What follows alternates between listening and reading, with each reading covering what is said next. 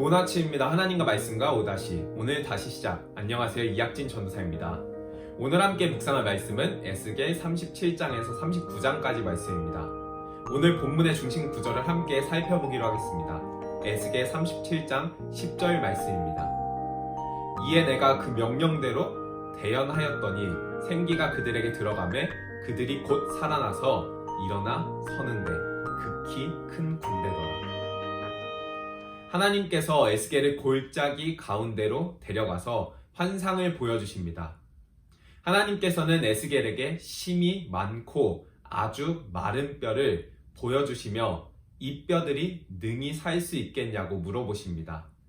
이어 하나님께서는 에스겔에게 하나님의 말씀을 대언하라 명하시고 그의 말씀대로 외적으로 또한 내적으로 살아나 큰 군대를 이루는 것을 보게 하십니다. 하나님께서는 이 뼈들이 이스라엘이라 말씀하시며 죽음과 분열 가운데 놓인 하나님의 백성을 회복시키실 것이라 말씀하십니다. 또한 두 개의 막대기가 하나가 되는 것을 통해서 둘로 나뉜 이스라엘이 연합되고 한 왕이 그들을 통치하게 될 것이라 말씀하십니다. 그 왕은 36장에서 말씀하셨던 다윗 한 목자 곧 예수님으로서 그분께서 영원한 언약을 세우시고 그들의 영원한 왕이 되어주실 것이라 말씀하십니다.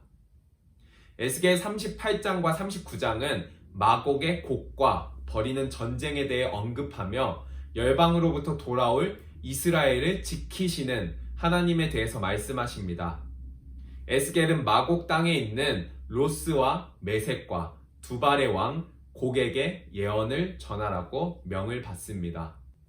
하나님은 갈고리로 아가미를 꿰듯이 곡과 구스, 붓, 고멜, 도갈마 족속의 모든 군대와 수많은 백성들을 끌어내십니다.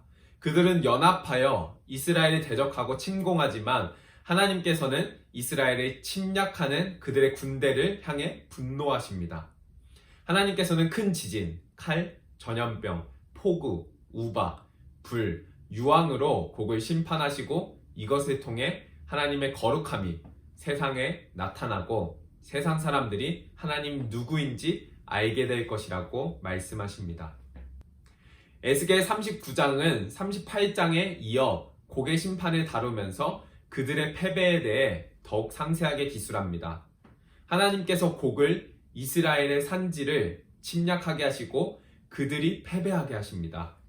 이어 하나님께서는 그들의 군대가 당하게 될 처참한 죽음에 대해서 계속해서 말씀하시고 그뿐 아니라 마곡과 여러 성에도 불을 내리시겠다는 심판의 메시지를 전하십니다. 이러한 곡에 대한 심판으로 인해 하나님의 영광이 여러 민족들 가운데 나타나며 그제서야 이스라엘은 하나님이 자기들의 하나님임을 알게 될 것이라 말씀하십니다. 이어 25절에서 바벨론의 포로가 되어버린 이스라엘 백성들에게 하나님께서 사랑을 베푸시고 그들을 회복시키시고 다시 그들의 땅으로 불러들이실 것을 약속하시며 마무리됩니다. 오늘 본문 37장은 마른 뼈 환상에 대해서 기록하고 있습니다. 이스라엘 백성들은 완전히 멸망하고 대제국 바벨론의 포로로 끌려가 있는 자신들의 상황을 보고 우리의 뼈들은 말랐고 우리의 소망이 없어졌으니 우리는 다 멸절되었다 라고 고백합니다. 그들의 현실은 오직 슬픔과 절망뿐입니다.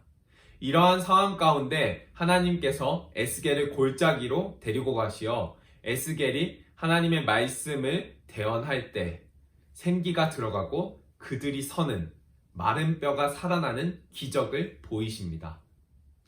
본문의 마른 뼈가 살아나는 기적은 에스겔에서 2장에서도 나타납니다. 에스겔 2장 2절입니다. 그가 내게 말씀하실 때에 그 영이 내게 임하사 나를 일으켜 내 발로 세우시기를 내가 그 말씀하시는 자의 소리를 들으니. 에스겔은 이스라엘의 제사장으로서 그 누구도 하나님의 말씀에 순종하지 않는 아무 소망이 없는 마른 뼈와 같은 상황들로 인해 절망하고 낙심할 수밖에 없었습니다.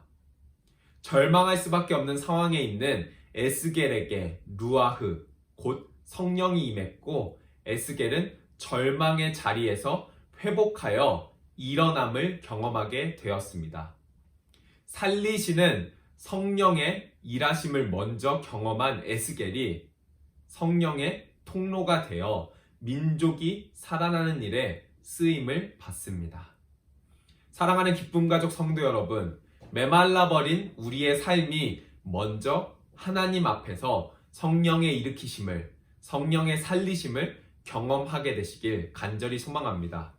또한 마른 뼈와 같은 나를 회복시키시고 살리시는 성령의 은혜를 경험하셨다면 이제는 성령의 일하심의 통로가 되시길 소망합니다.